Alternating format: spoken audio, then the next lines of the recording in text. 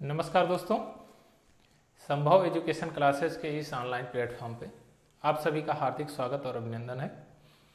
आज हम अर्थमेटिक के सबसे इम्पोर्टेंट चैप्टर डिजिटल सम के सारे कॉन्सेप्ट पर चर्चा करेंगे।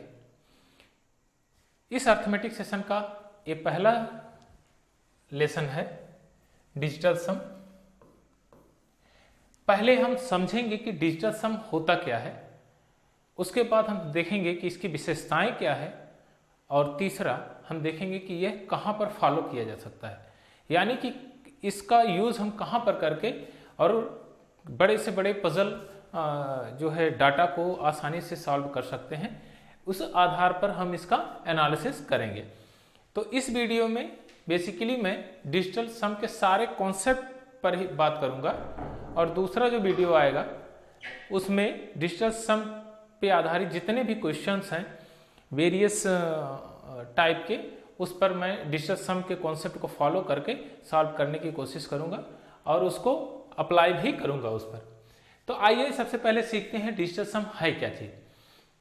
डिजिटल सम को हिंदी में बोलते हैं अंकीय योग।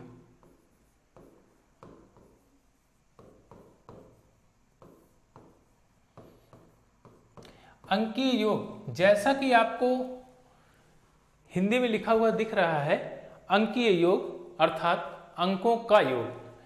जैसे हमने कोई संख्या ली 432, तो इसमें 3 डिजिट हैं, 4 3 2।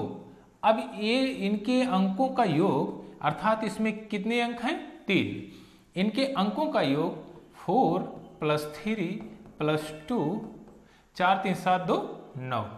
यही इसका डिजिटल सम है, और इसको हम शॉर्ट फॉर्म में डीएस बोलते हैं, डिजिटल सम।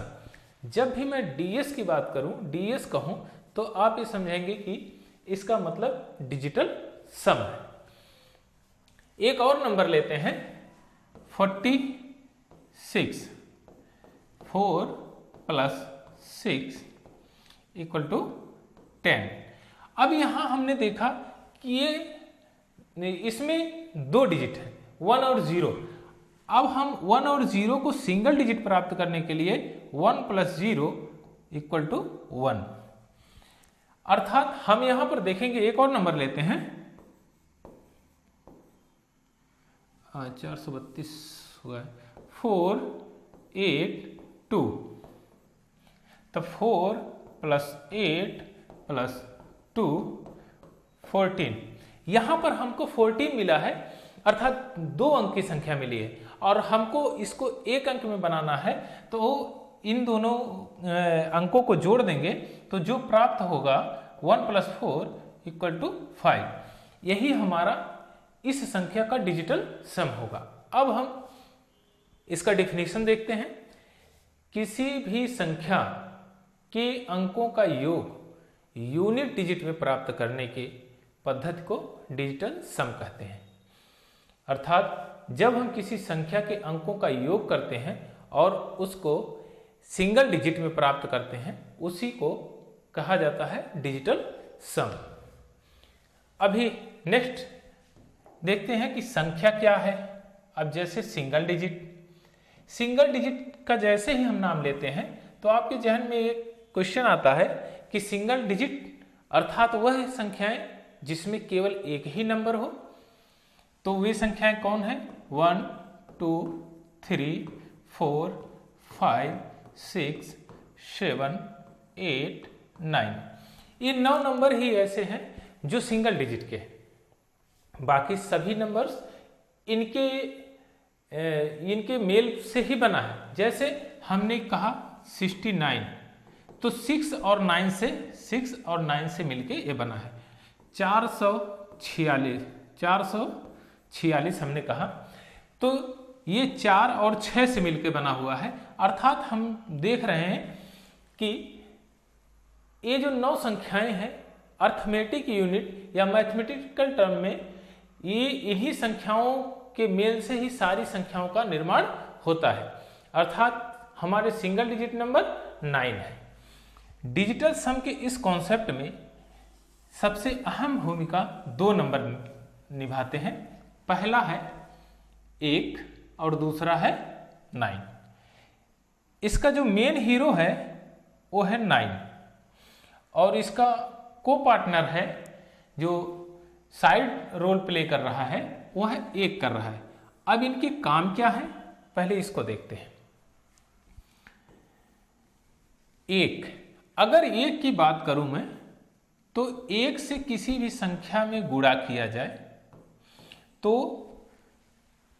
प्राप्त गुणनफल वह स्वयं वही संख्या होती है। यदि किसी संख्या में 1 से भाग दिया जाए तो प्राप्त भागफल वही संख्या स्वयं होती है जिसमें 1 से भाग दिया गया।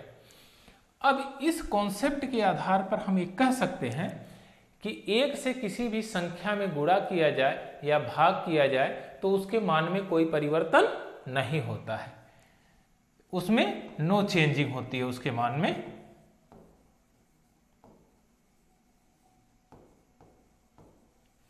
उसके मान में कोई चेंजेस नहीं होता है। अब आते हैं कि 9 पर, कि 9 क्या कहता है। अर्थमेटिक यूनिट में 9 एक ऐसा, इस मैथमेटिक में अर्थमेटिक ही नहीं पूरे मैथमेटिकल टर्म में 9 एक ऐसा नंबर है जिससे किसी भी संख्या में गुणा किया जाए, अर्थात 9 इंटू ए, जो रिजल्ट प्राप्त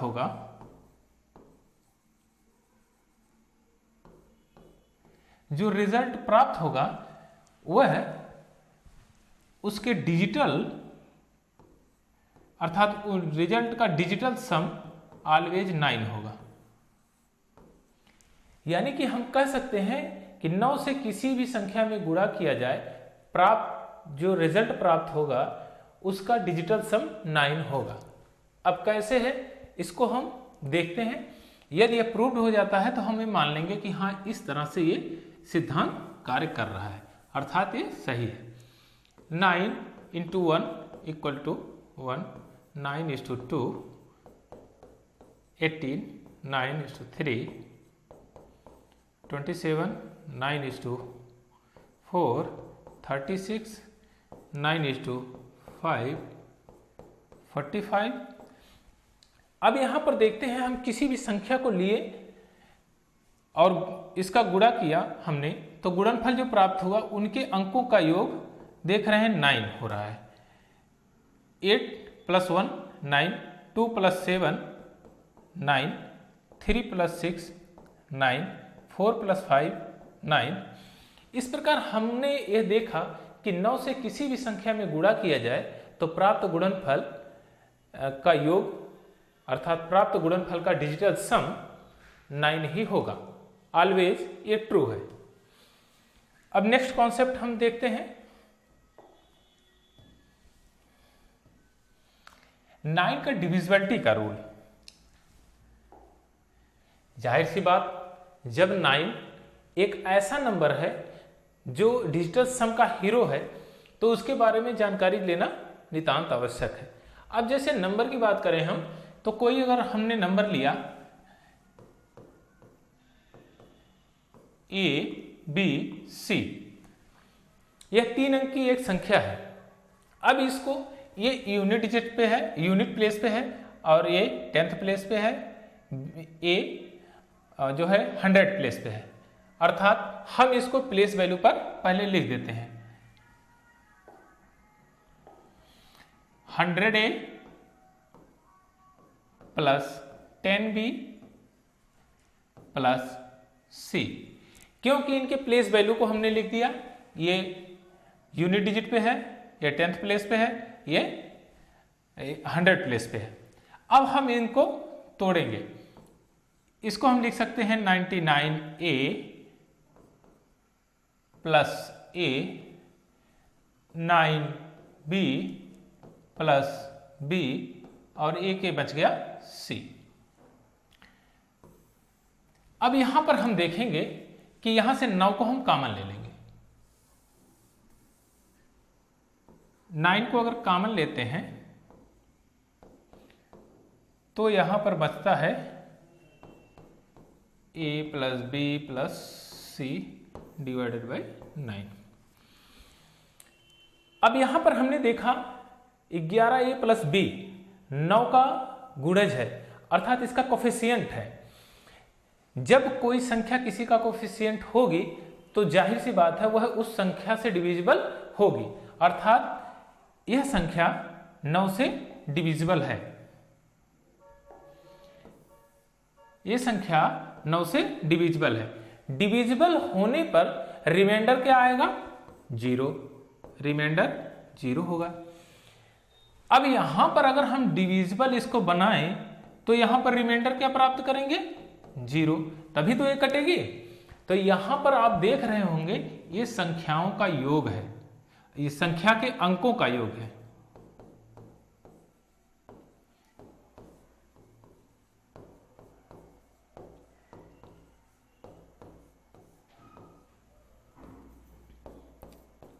ये संख्या के अंकों का योग है, अर्थात हमने डिफिनीशन देखा था, पढ़ा था कि किसी भी संख्या के अंकों का योग यदि 9 से डिविजिबल है तो वह संख्या भी 9 से कट जाएगी। अब फॉर एग्जांपल हम देखते हैं, एक नंबर लेते हैं, जैसे हमने लिया 45। अब इसको हमको 9 से डिविजिबल है या नहीं, यदि इसके अंकों का योग 9 से डिविजिबल होगा तो ये संख्या 9 से डिवाइड हो जाएगी। 4 + 5 = 9, यानी कि इसका डिजिटल सम जो प्राप्त हुआ वो 9 प्राप्त हुआ, और 9 से डिविजिबल है, अर्थात यह संख्या भी 9 से डिविजिबल होगी।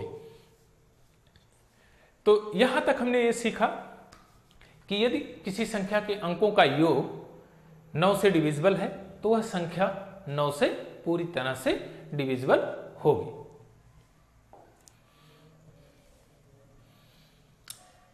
अब आता है कि डिजिटल सम, एक और आपको कॉन्सेप्ट बताते हैं इसमें।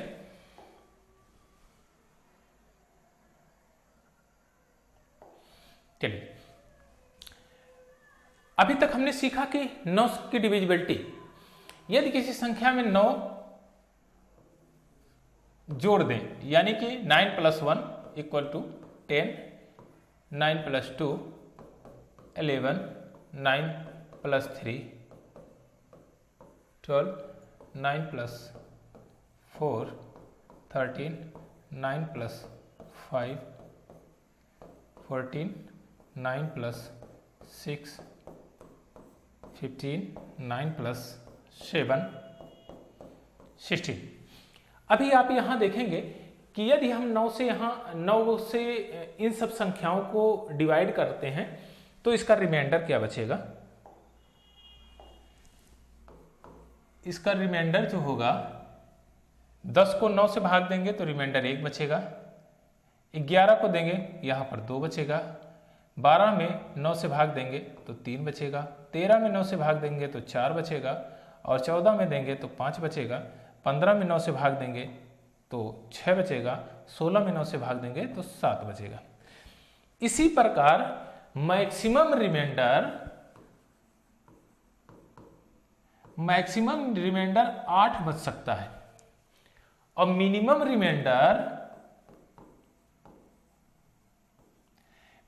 रिमाइंडर जो 1 हो सकता है। यानी कि मैक्सिमम रिमाइंडर 8 बच सकता है किसी भी संख्या में, 9 से भाग देंगे तो मैक्सिमम रिमाइंडर कितना बचेगा? 8, और मिनिमम रिमाइंडर कम से कम शेषफल 1 बचेगा। अब यहां पर आप ध्यान देंगे तो एक चीज फॉलो हो रही है, एक कॉन्सेप्ट फॉलो हो रहा है यहां पर, और ये इसी कॉन्सेप्ट को हम बार बार अप्लाई करेंगे। आपने यहां देखा रिमाइंडर 1 बचा है और इसके अंकों का योग डिजिटल सम भी 1 है, इसका डीएस भी, इधर के डीएस अर्थात डिजिटल सम, इसके डीएस 1 है, इसका भी डीएस 2 है, इसका डीएस 3 है, इसका डीएस 4 है, और 14 का डीएस 5 है, 15 का डीएस 6 है, 16 का डीएस 7 है। अर्थात हम ये कह सकते हैं यदि इन संख्याओं के रिमाइंडर, इन संख्याओं का रिमाइंडर इनके डीएस के बराबर है, अर्थात यदि कोई नंबर है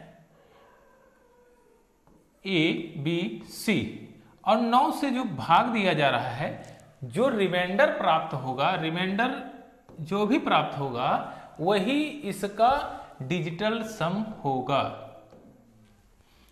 अर्थात हम अभी एक एग्जाम्पल के रूप में लेते हैं 4 5 6 डिवाइडेड बाई 9, इसका डिजिटल सम 5 4 9 6 15, डिजिटल सम डीएस बचेगा 6। अब यहां अगर भाग देंगे तो आप देखेंगे कि ये कट जाएगा, 9 × 5 = 45 और रिमाइंडर जो बचेगा वो 6 होगा। तो रिमाइंडर और डिजिटल सम दोनों एक ही हुए, अर्थात जो रिमाइंडर बचा है वही इस संख्या का डिजिटल सम होगा। अब यहां एक डिफिनेशन और आती है, यदि किसी संख्या में 9 से भाग दिया जाए और प्राप्त रिमाइंडर उस संख्या का डिजिटल सम होता है, इसलिए किसी संख्या में जो लॉन्ग टर्म की संख्या है, जैसे 4 3 6 2 7 9 4, अब इतनी बड़ी संख्या को हमको 9 से डिवाइड करना है, तो हम इसका डिजिटल सम जोड़ने के बजाय हम क्या करेंगे, इसका रिमाइंडर पता करते हैं। तो इस 9 के जोड़े बना लेते हैं, 6 + 3 9, 7 + 2 9 और यह 9 कट गया, 4 4 8, अर्थात जो 8 प्राप्त हुआ है यही इसका डीएस भी है और यही इसका रिमाइंडर भी है, अर्थात इसका डीएस और रिमाइंडर 8 है। अब हम इसी चीज को बार बार फॉलो करेंगे ताकि हमारा जो बड़े से बड़ा कैलकुलेशन आसानी से सॉल्व हो सके। अभी नेक्स्ट आते हैं। अब ये कहते हैं कि कहां कहां फॉलो होगा, ये जानना बहुत जरूरी है कि ये कहां कहां पर फॉलो होगा। तो आप जानते हैं कि डिजिटल सम के कॉन्सेप्ट में दशमलव और परसेंटेज पर कोई प्रभाव नहीं पड़ता है। अब क्यों नहीं पड़ता है इसको समझ लेते हैं। पहले इस कॉन्सेप्ट को समझते हैं कि क्या चीज है, क्यों ऐसा होता है कि नहीं ये प्रभाव पड़ता है। अगर क्यों का जवाब मिल गया तो हमारा एक कॉन्सेप्ट प्रूव्ड हो जाएगा कि इसमें डिजिटल सम के कॉन्सेप्ट में दशमलव और परसेंटेज कोई भी मायने नहीं रखता है। जैसे हमने लिखा 49 परसेंटेज। अब इस परसेंट का मतलब क्या होता है? परसेंट का मतलब है 1/100, आप सभी को पता है। इनका डिजिटल सम क्या होगा? 1/1 यही होगा। अभी हमने थोड़े समय पहले ये सीखा कि 9 से 1 से किसी भी संख्या में यदि गुणा किया जाए या भाग दिया जाए तो उसके संख्या में कोई भी चेंजेस नहीं होता है। अर्थात यदि ये न्यूमरेटर कुछ भी हो इसमें चेंजिंग नहीं होगा, नो चेंजिंग।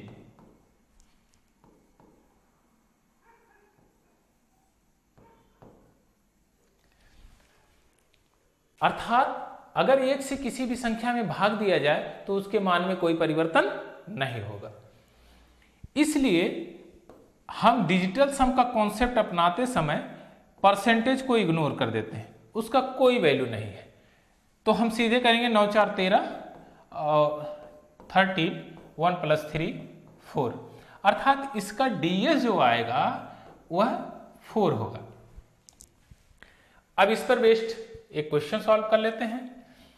हाँ, अभी लगे हाथ इसको भी देख लेते हैं कि अभी आपने ही सीखा कि परसेंटेज में इसका कोई महत्व नहीं रहता, परसेंटेज का डिजिटल सम कॉन्सेप्ट में जब इसको फॉलो करते हैं। अब कहते हैं कि दशमलव क्या चीज है। अब इसको भी समझने की जरूरत है कि दशमलव आखिर में क्या चीज है, इसका क्यों नहीं प्रभाव पड़ता है डिजिटल सम कॉन्सेप्ट में। तो आइए सीखते हैं। यदि हम कोई नंबर लेते हैं 57.2, 0.62। तो ये 0.62 का क्या मतलब है? इसको हम इस तरह लिख सकते हैं 5762 डिवाइडेड बाई 100। अब यहां हम देखेंगे कि डिनोमिनेटर में ds 1 बन रहा है, अर्थात 1 बन रहा है। और अभी जस्ट हमने थोड़ी समय पहले आपको बताया कि 1 से किसी भी संख्या में अगर भाग दिया जाए तो उसके मान में कोई परिवर्तन नहीं होता है, इसलिए हम इसको इग्नोर कर देते हैं, इसका कोई वैल्यू नहीं होता है, अर्थात दशमलव का कोई भी वेटेज नहीं होता है। हम सीधे इसके अंकों का योग ज्ञात करके इसका पता लगाते हैं। अब अंकों के योग में 7 2 9 कट गया, 6 5 11, 1 + 1 = 2, अर्थात इसका ds जो होगा वह 2 होगा। अब इसके बेस पर एक आध क्वेश्चन कर लेते हैं।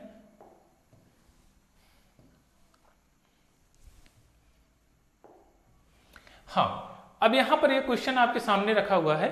अगर इस क्वेश्चन को आप कैलकुलेशन करेंगे तो काफी टाइम लगेगा, लेकिन अगर डीएस कॉन्सेप्ट को अप्लाई करेंगे तो देखिए कितनी इजीली आसानी से सॉल्व हो जाता है।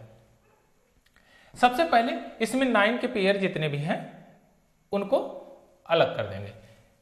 6 3 9 7 2 9, यहां कितना बच गया 8, माइनस 8 1 9, 7 7 14 4 18, 8 1 9, प्लस 7 2 9, 9 यहां कट गया, 5 8, यहां आ गया 7, अर्थात इसका जो डिजिटल सम है वो 7 है, अर्थात जो आंसर आएगा उसका भी डिजिटल सम 7 होगा। अब यहां से देखते हैं 3 2 5 2 7, यह हो सकता है, इसका डिजिटल सम 7 है। 4 3 7 1 8, यह नहीं हो सकता है। और 4 4 8 1 9, इसका डिजिटल सम 3 है, यह भी नहीं हो सकता है। 9 5 + 4 9, 3 and 4 3 + 1 4, अर्थात ये भी नहीं होगा। और इसका डिजिटल सम 7, अर्थात ऑप्शन नंबर ए आपका करेक्ट आंसर है। अभी नेक्स्ट क्वेश्चन देखते हैं।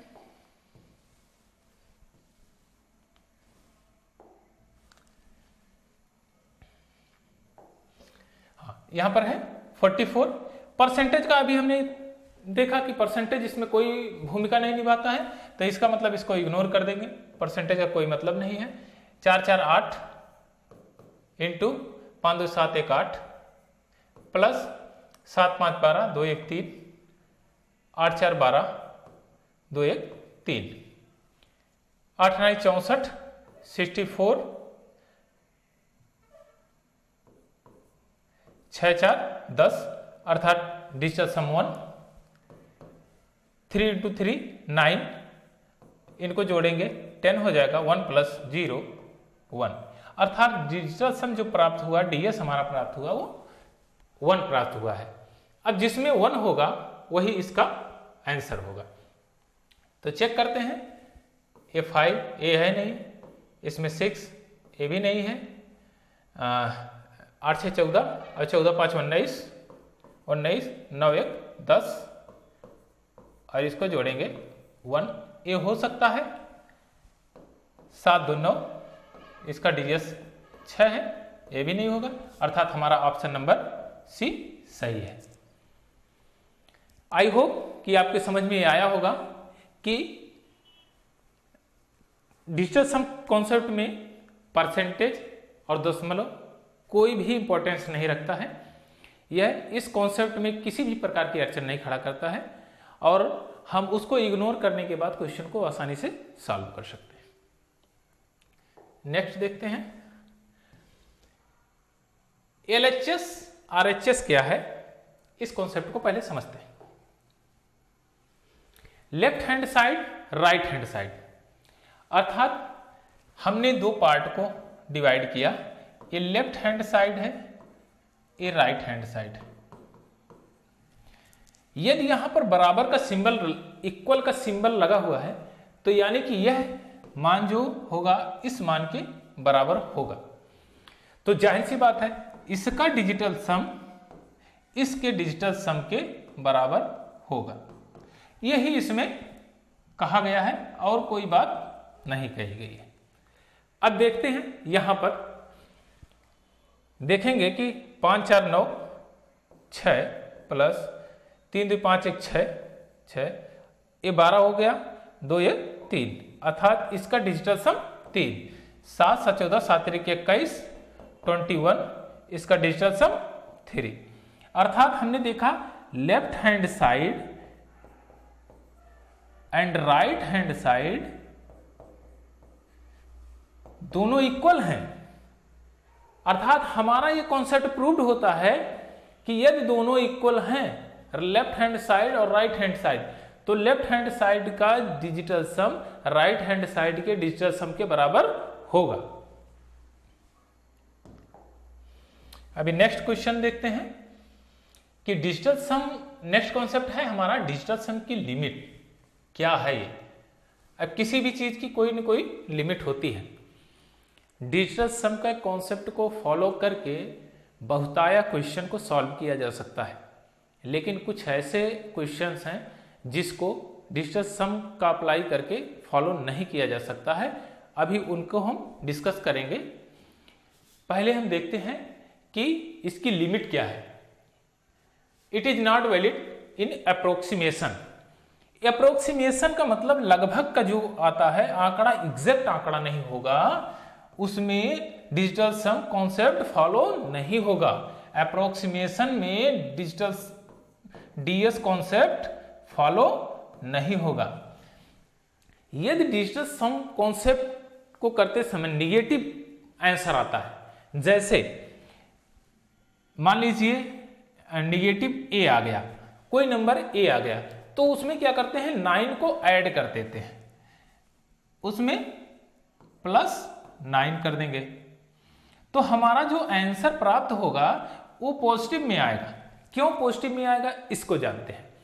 जब आप क्यों शब्द लगाएंगे तो आपको कॉन्सेप्ट समझ में आएगा कि हाँ क्यों होता है ऐसा। जब इस चीज को आप जान जाएंगे तो आपके लिए सारी चीजें आसान हो जाएंगी और एकदम विजुअल नजर आएंगी। अच्छा देखते हैं क्यों पॉजिटिव में आता है। क्योंकि जो ये इसका डिजिटल सम होगा डीएस वो 9 से छोटा होगा, ऑलवेज 9 से छोटा होगा, नहीं तो 9 के बराबर होगा। अगर 9 के बराबर होगा तो वो पूर्ण रूप से डिविजिबल होगी, अर्थात उसका रिमाइंडर जो है वो 0 होगा। अगर वो 9 के बराबर होगा तो उसका रिमाइंडर 0 होगा, यानी कि वो संख्या पूर्ण रूप से डिविजिबल होगी। और यदि डिविजिबल नहीं है तो a का मान ऑलवेज 9 से छोटा ही होगा, या तो 1 हो सकता है और या तो 1 से लेकर 8 के बीच तक हो सकता है, यानी कि 1 2 3 4 5 6 7 8 यही हो सकता है, अन्यथा कोई और नंबर नहीं हो सकता है। चलिए आइए एक क्वेश्चन को हम सॉल्व करते हैं, उसके माध्यम से हम इसको जानने की कोशिश करते हैं।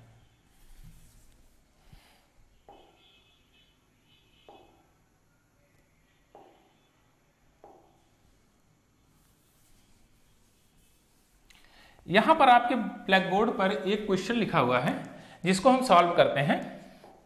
यहां पहले 9 के पेयर को काटते हैं, 7 2 9 8 1 9, यहां 5 हो गया, माइनस 6 3 9 4 4 8 माइनस 3।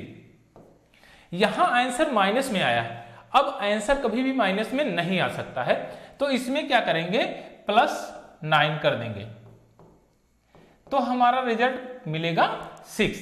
अर्थात इसका जो आंसर होगा उसके आंसर का डिजिटल सम 6 होगा।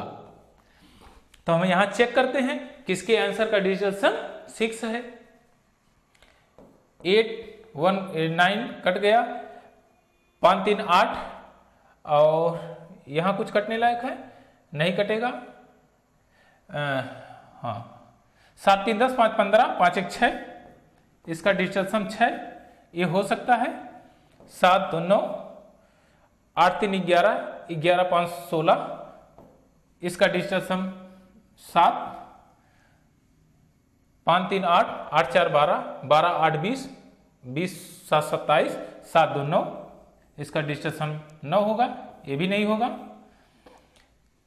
8 1 9, 5 3 8, 8 16, इसका डिजिटल सम 7 होगा, यह भी नहीं होगा, अर्थात ऑप्शन नंबर 1 हमारा सही है। अभी नेक्स्ट देखते हैं। नेक्स्ट क्वेश्चन है, इसको सॉल्व करते हैं।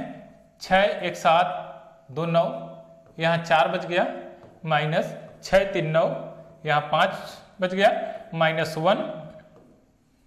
अब इसको करेंगे +9 -1 = 8, अर्थात डिजिटल सम 8 आ गया। अब जिसका 8 आएगा वही हमारा आंसर होगा। 5 5 10, 6 16, 16 2 18, और इसमें आता है 8 1 9, ये तो नहीं होगा। 5 5 10, 6 16, 1 17, इसका आता 8, ये हो सकता है। 6 6 12, 12 5 17, 17 2 19, 9 1 10, इसका डिजिटल सम 1 होगा, यह भी नहीं होगा। 5 5 10, 6 16, 16 4 20, इसका डिजिटल सम 2 होगा, यह भी नहीं होगा, अर्थात हमारा जो आंसर होगा वह ऑप्शन नंबर बी होगा, क्योंकि इसका डिजिटल सम 8। जब इसका डिजिटल सम 8 है, इसी के आधार पर हम इसको कह सकते हैं कि यही इसका आंसर होगा। अब आता है डिविजिबिलिटी का। अब सबसे इंपॉर्टेंट है, इस पूरे सेशन का ये सबसे इंपॉर्टेंट कॉन्सेप्ट है। इसको बढ़िया से समझते हैं कि डिविजिबिलिटी में कैसे काम करता है। सबसे पहले ये समझते हैं कि क्या क्या चीजें इसमें काम नहीं करती है। एक नंबर है कि 3 6 और 9, 3 6 9, ये तीनों ऐसे नंबर हैं जिसमें किसी भी संख्या से गुणा किया जाए, any number 3 6 and 9 into any number,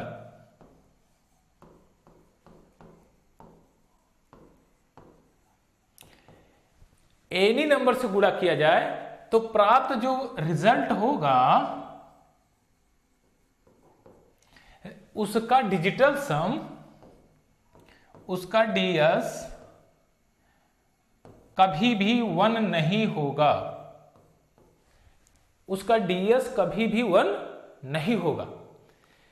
किसी भी संख्या से गुणा किया जाए वो पूर्ण संख्या होनी चाहिए, फ्रैक्शन में नहीं होनी चाहिए, तो उसका जो रिजल्ट मिलेगा उसका डिजिटल सम 1 नहीं होगा। इसलिए यदि डिनोमिनेटर में, न्यूमरेटर से कोई फर्क नहीं पड़ता, डिनोमिनेटर में 3 6 9 आए तो हम बेसिक पद्धति जो होती है उससे सॉल्व करते हैं। कुछ ऐसे केसेस होते हैं जिसमें कि डिनोमिनेटर में 9 से भाग दे देंगे, यानी ऊपर नीचे अगर 9 से भाग देने पर उसमें कुछ ऐसे नंबर्स आते हैं जिनका डिजिटल सम 1 2 4 5 7 8 होगा, तभी यह डिजिटल सम कॉन्सेप्ट फॉलो होगा, अदरवाइज यह डिजिटल सम कॉन्सेप्ट वहां पर फॉलो नहीं होगा। अब यहां आता है कि 1 2 4 5 7 8 अगर डिनोमिनेटर में आए तो हम कैसे फॉलो करेंगे, आइए सीखते हैं इसको।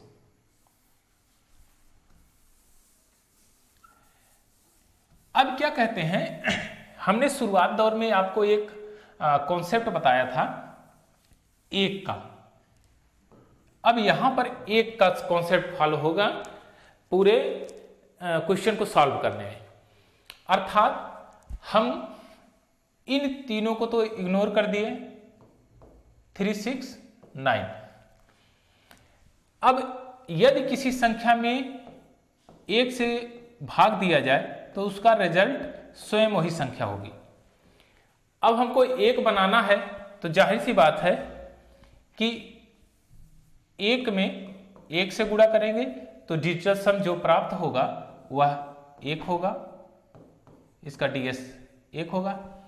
2 में अगर गुणा करना है तो 2 × 5 10, तो डिजिटल सम जो प्राप्त होगा वह 1 होगा।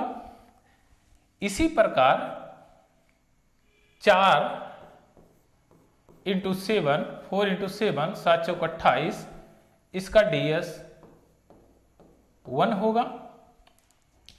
और बचा हुआ 8 अकेला, 8 में यदि 8 से गुणा करते हैं तो हो जाएगा 64, इसका डिजिटल सम जो प्राप्त होगा वह होगा 1।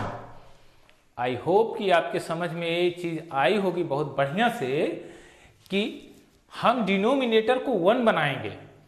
1 इसलिए बनाएंगे ताकि न्यूमरेटर में कोई भी चेंजेस ना आए, और जब न्यूमरेटर में कोई भी चेंजेस नहीं आएगा तो आपका आंसर में कोई चेंजेस नहीं आएगा और उसमें प्रॉपर वे में डिजिटल सम कॉन्सेप्ट को अप्लाई हम कर सकते हैं।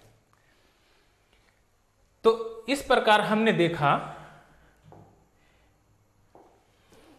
कि यदि, अब यहां लिखता हूं मैं, यदि डिनोमिनेटर में 2 है तो ऊपर नीचे 5 से गुणा कर देंगे तो उसके मान में कोई परिवर्तन नहीं होगा और नीचे डिजिटल सम जो ds 1 बन जाएगा, ds यहां पर 1 बन जाएगा। यदि न्यूमरेटर में 4 है तो इसमें 7 से गुणा कर देंगे तो ds इसका 1 बन जाएगा, क्योंकि न्यूमरेटर का मान 1 हो जाएगा तो इसके डिनोमिनेटर 1 हो जाएगा तो न्यूमरेटर में कोई प्रभाव नहीं पड़ेगा। यदि डिनोमिनेटर में 8 है, 8, यदि डिनोमिनेटर में 8 है तो हम 8 से गुणा कर देंगे ऊपर नीचे, इसमें कोई परिवर्तन नहीं होगा, 8 × 8 64 हो जाएगा, इसका ds 1 हो जाएगा। यही चीजें अप्लाई होंगी हर जगह। और ये जो बेसिकली कैलकुलेशन तब करते हैं जब कोई चीज फ्रैक्शन में रहती है, यानी भिन्न के रूप में रहेगी, तब इस चीज को हम अप्लाई करेंगे। यानी कि हमारा मेन मकसद, मेन मोटो हमारा यही रहेगा कि हम डिनोमिनेटर में जो अंक है उसको हम 1 बना दें, यानी कि उसका डिजिटल सम 1 कर दें। अब बाकी प्रॉब्लम सॉल्व हो जाएगी आराम से। तो ये जो सिस्टम, ये जो कंसेप्ट है, ये केवल ये कहता है कि हमको डिजिटल सम 1 करना है, बस और कुछ नहीं करना है, डिजिटल सम 1 करना है। आप देख रहे होंगे यहां पर डिजिटल सम 1 कर रहे हैं हम, और यहां पर कोई भी परिवर्तन नहीं हो रहा है। अर्थात हम डिजिटल सम 1 करने के बाद यह भी जानते हैं कि उसके न्यूमरेटर में कोई परिवर्तन तो होगा नहीं, तो हमारा जो रिजल्ट आएगा उसमें भी कोई परिवर्तन होगा नहीं, तो हमारा रिजल्ट परफेक्ट आएगा। अभी इस पर बेस्ड कुछ क्वेश्चन सॉल्व करेंगे, देखते हैं। आइए, अब यहां पर हम ध्यान देंगे, आपके सामने एक क्वेश्चन है, शायद आपको दिख रहा होगा। चलिए इधर से कर देते हैं। परसेंटेज का मतलब होता है 1/100, यानी कि डिनोमिनेटर में 1 बना हुआ है तो इसको हम कर देते हैं इग्नोर, कोई मतलब नहीं इसका है, अर्थात हम इसको स्किप कर देते हैं। यानी परसेंटेज को हम हर जगह से हटा देते हैं, कोई मतलब नहीं है परसेंटेज का। अब यहां देखते हैं 5 3 8 गुणे 2 1 3 धन 5 2 7 गुणे 8 6 14 14 2 16 और 6 1 7। अब इसको कैलकुलेशन कर लेते हैं। 8 3 24 24 प्लस 49 9 यहां से कैंसिल आउट कर देंगे, 4 2 6 प्लस 4 10, इसका ds जो आएगा ये 1 हो जाएगा। आप अगर 9 को नहीं काटते हैं तो भी इसका ds 4 ही आएगा।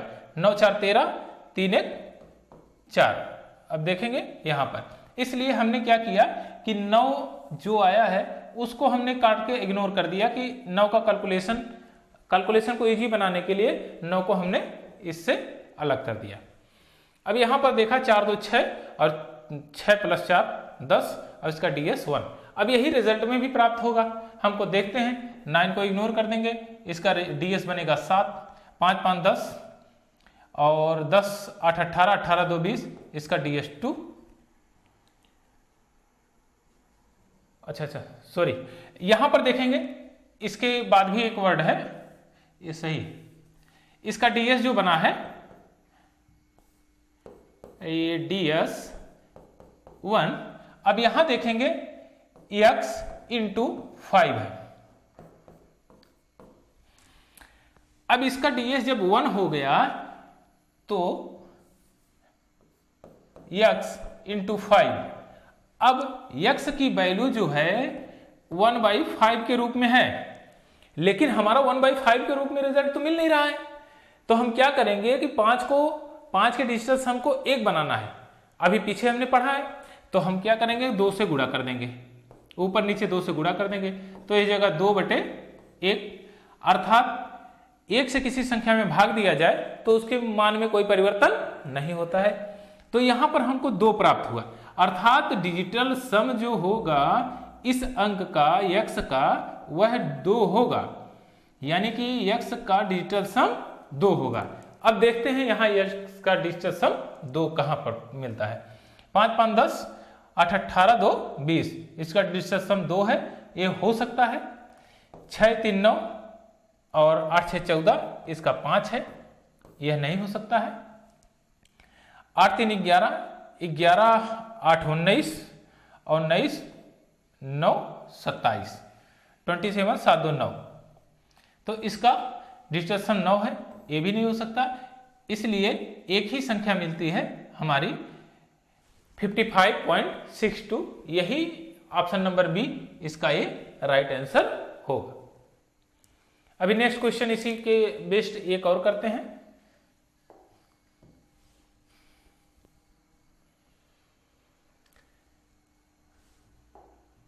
यहां पर एक क्वेश्चन लिखा हुआ है 15 of 1786 divided by 19 equal to question mark plus 1234। इसका हमको रिजल्ट निकालना है। अगर मैं इसको कैलकुलेशन करता हूं तो काफी लंबा कैलकुलेशन है, इससे बेहतर होगा कि मैं इसमें डिजिटल सम कॉन्सेप्ट को फॉलो करूं। तो हम डिजिटल सम कॉन्सेप्ट को फॉलो करते हैं। 5 1 6 इंटू, यहां पर कुछ काटने लायक होगा तो काट देते हैं, 8 1 9 कट जाएगा, 7 6 13, 3 1 4। यहां पर हम देखेंगे डिजिटल सम 1 होगा, यानी डिवाइडेड बाई 1, तो 1 का कोई वैल्यू है नहीं, इसलिए इसको हम इग्नोर कर देते हैं, काम खत्म। चलिए अब नेक्स्ट है x क्वेश्चन मार्क प्लस 4 3 7 2 9, 4 3 7 2 9, यहां 1 बच गया। 4 6 24, 24 और 4 2 6। अब यहां होगा x प्लस 1। अब इधर हम ले आएंगे इसको, तो x बराबर हो जाएगा 5, अर्थात x का डिजिटल सम जो ds होगा वो 5 होगा। अब ऑप्शन में चेक करते हैं किसका 5 है। 8 1 9, इसका 8 है, ये नहीं हो सकता है। 7 1 8 4 12, 2 1 3, ये भी नहीं हो सकता है। 8 1 9, इसका ds 4 है, ये भी नहीं हो सकता है। 7 6 13, 1 14 और 4 1 5, इसका ds 5 है, अर्थात यही है। ऑप्शन नंबर डी हमारा आंसर होगा। आई होप कि आप लोगों ने डिजिटल सम कॉन्सेप्ट को बढ़िया से सीखा होगा। एक दो बार और वीडियो को पॉज करिए, देखिए, समझिए, उसको बार बार लिखिए। यदि आपका कॉन्सेप्ट मजबूत है, आप किसी भी क्वेश्चन को सॉल्व कर सकते हैं। यदि आपका कॉन्सेप्ट नहीं मजबूत है तो थोड़ा सा घुमा के क्वेश्चन आएगा तो आपको काफ़ी पजल होगा वो क्वेश्चन, और आपको इरिटेशन होगा और आप उसको स्किप कर देंगे, क्योंकि आपका जो क्वेश्चन का कॉन्सेप्ट है वो क्लियर नहीं है। जो हमने आज डिजिटल सम कॉन्सेप्ट को सीखा है, इसको हम बार बार अर्थमेटिक यूनिट में जितने भी हमारे चैप्टर आएंगे लगभग हम मैक्सिमम बहुताया क्वेश्चन इससे सॉल्व करेंगे। और ये बहुत अच्छा कॉन्सेप्ट है। टाइम टेकन है कि मतलब जो समय का ड्यूरेशन होता है एग्जामिनेशन हॉल में, इसको सॉल्व करने के लिए इसको अपनाने के बाद काफ़ी कम समय लगता है। तो अभी तक हमने देखा है कि सीखा डिजिटल सम कॉन्सेप्ट क्या है। अब नेक्स्ट वीडियो जो हम ले आएंगे तो डिजिटल सम कॉन्सेप्ट के आधार पर कितने भी जो प्रीवियस ईयर में सीजीएल में सीजीएसएल में और अन्य वेरियस एग्जामों में पूछे गए हैं ये क्वेश्चंस, उनके आधार पर हम इसको फॉलो करेंगे और देखेंगे कि बड़े से बड़ा क्वेश्चन कैसे सॉल्व होता है। तो अभी तक के लिए इतना ही। नेक्स्ट वीडियो हम जल्दी अपलोड करेंगे। धन्यवाद।